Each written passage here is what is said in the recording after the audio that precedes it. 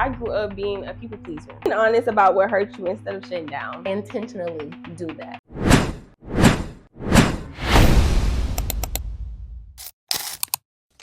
Hey friends. Hey girl.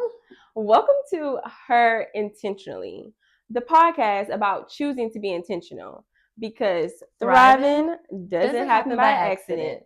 I'm your host, Jasmine. And I'm your host, Keisha.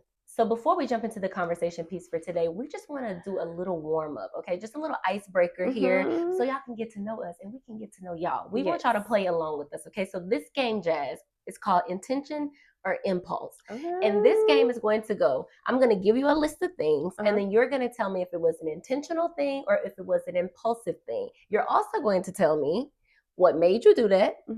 What was the real feeling? Why are you laughing? What was the real feeling behind the thing? Okay, so you're getting a little, you're getting a little worried. You gotta take accountability. That's right. You gotta be honest about who you are. Yes. And then would the future you choose to do it? Okay, you ready for it? I'm ready. Okay, y'all ready? Okay. Holding back how you feel to keep the peace. Impulsive. Impulsive. Yeah, impulsive because it's impulsive. I wanted to say intentionally because I'm intentionally holding back to keep the peace. But I guess that is a bit impulsive because it's like I'm not being true to myself. Yeah. So what made me do that? It's like I grew up being a people pleaser, right? So a lot of times, like I didn't want to ruin relationships or rub somebody the wrong way. So I would just like silence myself. But then in the long run, that had me feeling a little shitty about myself, right. And the future me would not choose to do that because Jazzy 2.0, I don't move like that anymore. I'm a retired people pleaser. So I'm retired people pleaser. I'm retired, baby. I ain't doing that no more. Yeah, get me behind me. Yeah. Please. So future me would not choose to do that because I mean it's a little toxic actually for yourself. Yeah. Do you think it's like a fear-based thing? Like it's like a fear-based response. Yeah, because I mean you're trying to like keep people. Yeah, for sure. I think so. Yeah. Okay. Now here's the next one. Cutting someone off without explanation.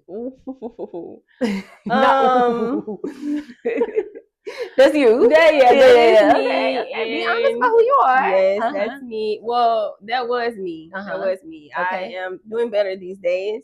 But also that's impulsive because it's like if you truly value someone or a relationship, not saying you have to like give an explanation, but just cutting somebody off without them like knowing anything, that's kind of crazy and it's very toxic. So I feel like if y'all are one of those people that do that, like stop, like don't do it no more because it's not nice and I feel like you wouldn't want it done to you. I wouldn't want it done to me, so I stopped doing that to people. Yeah. Like what would make you do that? And what's the real feeling behind that? I guess if it was like a relationship that maybe I weighed out the options and maybe it didn't mean that much to me. And so I felt like cutting that person off was just like necessary. Also, it could have been like a toxic situation where, it was just a toxic relationship or a toxic friendship. So that person needed to be cut off so I could breathe again, or feel better about myself. So maybe it's something like that. But also like I know like in my earlier 20s, I was not as aware of myself. And so I would do things like that. Yeah. Like just ruining friendships, ruining relationships, like just cutting people off, whatever. Now, some of those people definitely needed to be cut off. Yeah. But a lot of the times, looking back, it wasn't necessary to cut them off in that manner. Like without explanation, like without anything. It's like, that's toxic and it's like I wasn't a good communicator back then, so stuff like that was kind of hard for me to do. I feel like everybody has done something like that before, for sure. Some form of that before. Have y'all done that before? Like I know y'all have. Okay I know y'all. Okay. So I got some for you. Okay. So taking on too many clients because you don't want to miss opportunities. Oh, for sure. I've done that. And when I've done that, it's definitely been like an impulsive thing. And it's like a fear-based thing. It's because like you're trying to, I guess, get all the opportunities that are coming to you. It's like you're afraid that you're going to miss out on something. Yeah. Or you're worried that like the client or the job is going to move on to someone else. Right. But yeah, it's definitely like an impulsive thing. But I feel like it's also a thing like for me of the past, but not like too long ago past. Like it was just, you know what I mean? Like it's like just a hop and a skip away. But Keisha 2.0, like I'm already starting to not move in that manner. I'm already starting to feel like I'm moving in, taking on clients and jobs that feel more aligned with me. That feel more like, okay, there's respect there, there's trust there. Like I can be creative in this space, you know. So I feel like yes, it was impulsive, and future me is already choosing to not do that. Present me does not do that. So period. Okay, good for you. Good for you. The next one, being honest about what hurt you instead of shutting down. Oh yeah, I do that, and I intentionally do that. I'm the type of person that I like to talk about everything, and I like to talk about things like from the foundation of the thing. So if I have done something to offend someone, or if they've done something to offend me, I'm going to let you know that you did something to offend me, and I want you to tell me, because I just feel like there's no way to progress in relationships, and it's difficult to have honest and vulnerable relationships if you're afraid to speak up and say how you feel. I think sometimes like the cutting people off without explanation is like, did you give the person like a chance to adjust the behavior, you know? Also, I feel like I used to avoid confrontation. So part of that was like, well, if I just cut them off, then I don't have to have the conversation. I don't have to hear their rebuttal. Like, you know, it doesn't have to be any kind of back and forth thing. I could just be done with it. Right. Which is very toxic. And it's not progressive in, you know, having a healthy communication style. Right. Well, it comes from a place of like not feeling safe, like not feeling emotionally safe to be vulnerable or to express yourself, and feel like when I express, are my needs going to be met? You see what I'm saying? But I feel like in the intentional aspect of saying like, let's talk about the things, like I feel like that's a way to like maybe those are relationship dynamics that would work well for you. You see what I'm saying? Yeah. Maybe that's why our friendship can make sense. Yeah. You know? You know what I'm saying? Yeah, I think so. I know exactly what you're saying. And then sometimes talking about things immediately is like a force as well, because you know, like maybe you need some time to cool down. Maybe you need some time to like walk away or to slow down and think about what you say before you say it. Because I've also been in spaces where I've said something that I didn't intend to say in that moment. And then it's like, once you say it, it's no going back. Because those words scar deeper sometimes. For sure. You know what I mean? I agree. So yeah, impulsive, intentional. That was intentional. Yeah. That's crazy. But I'm glad we're being honest and, you know, like taking accountability. Yeah. So now that we warmed up a little bit and we've gotten to know each other just a little bit better, tell the people who we are, Jazz. Tell them. Okay, so I'll start with myself. I'm a new mom to a boy toddler, so y'all pray for me. The boy be trying. But you're killing it. Thank you. Killing it. Yeah, I'm really trying. Like just navigating motherhood, and like I feel like once I had my son, I was reborn in a sense. So I'm like a whole new woman. So I'm like becoming more intentional in who I'm becoming in this new phase of my life. I'm a content creator, I'm a commercial actor, and now a podcast host. That's right. Yeah, so get into it. I love expressing myself and living out loud and just being more intentional about my everyday life. Like every part of me, I just want to be fully intentional. Yeah.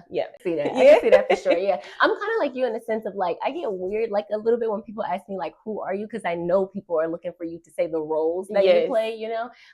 But I think of myself as like, a woman that's becoming, you know, I'm a woman navigating her 30s, navigating womanhood, trying to understand what identity means to me as I'm constantly like changing and evolving, trying to understand like, I don't know, I guess just like what direction or just where I'm going in my life. So I feel like I'm just a woman becoming. Right? Yeah.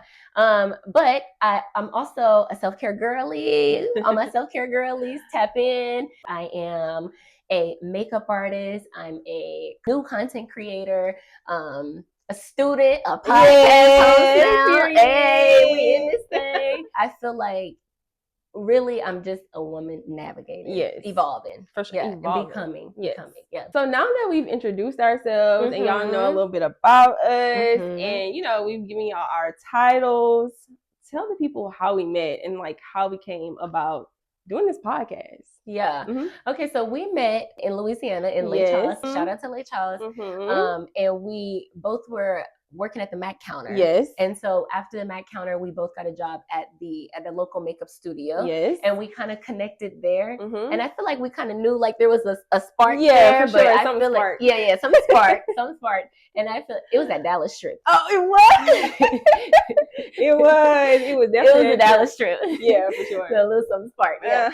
And I feel like but then we moved to LA, and I feel like as we moved to LA, we've really like grown in friendship and grown our relationship over time since then. And we were always talking about like doing this podcast. I remember talking about doing this podcast in 2019 or 2020, right before COVID hit. It's like the first iteration of this podcast, but it was something completely different. It was different.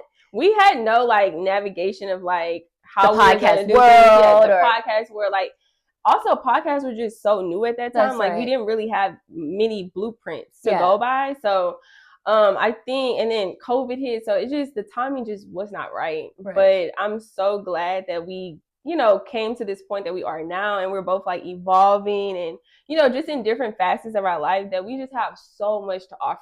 I just feel like too, like that iteration of the podcast would have just been, it was not even this show. Like it was a completely different overall like umbrella. Like it was not this at all. So I just feel like this show makes sense for where we are right now. So I feel like everything happens in due time. For sure. Always at the right time. That's right. What would you say about how we met? I would say exactly what you meant. I met her in Lake Charles. In the studio is really like when we started nurturing our friendship. But really, like, you were such a stepping stone in my move here, because like you moved first, and I seen like, okay, it's possible. She's still there, and like you were in makeup school at the time, and I came to visit that one time. Yeah, you did. And like you took me along, and I was like, you know what? I could see myself here. I could see myself doing this as well. And I mean, initially I came here to be a makeup artist, but then Hollywood, like Los Angeles, just has so much to offer. I was able to like, just really live out all of my dreams. But mostly like my stepping stone like was because of you.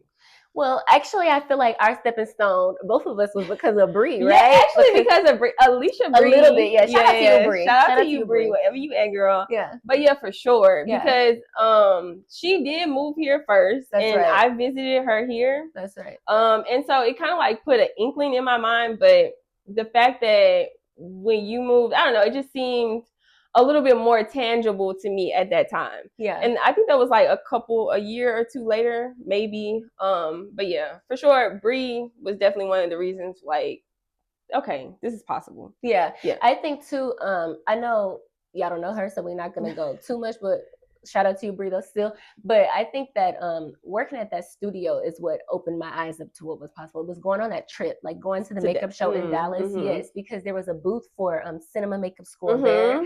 And then it just felt like there were so many different realms of makeup that you could go into versus just like doing beauty makeup or makeup for events. And it's like, it was like the first time that my mind was able to see like, oh, there's so many different things that you can do. And how excited I felt to be, and buzzy I felt like at that the convention. Show. I guess it was like convention, RPG convention or something like something like that. The makeup show. The makeup show. Yes. But that was something that she put together for us all as studio mates to go and like do that and together. Yeah. So I knew from going there that I was going to move to a bigger city and be a makeup artist. I was in between New York and LA. When I visited New York, I like New York. I like New York for what it is. But I'm from Louisiana. I don't know. LA is more feels more closer, I guess, to Louisiana. For sure.